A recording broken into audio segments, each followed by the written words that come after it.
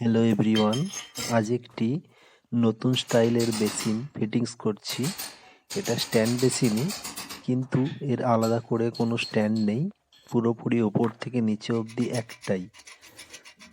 আর এর পেছন দিকে একটি ফুটো আছে, যেখান দিয়ে হাত গলিয়ে ওয়েস্ট কাবলিং এবং ওয়েস্ট পাইপ লাগানোর জায়গা।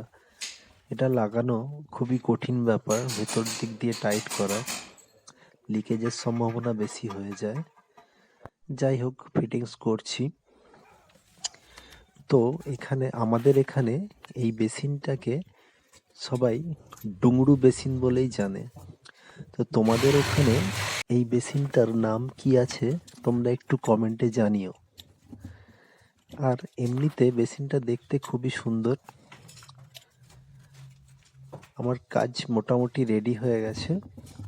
তো এবারে জলটা চালিয়ে দেখাবো। দেখো কত সুন্দর লাগছে। ওয়াল টাইলসের সাথে খুব সুন্দর মেকআপ হয়েছে।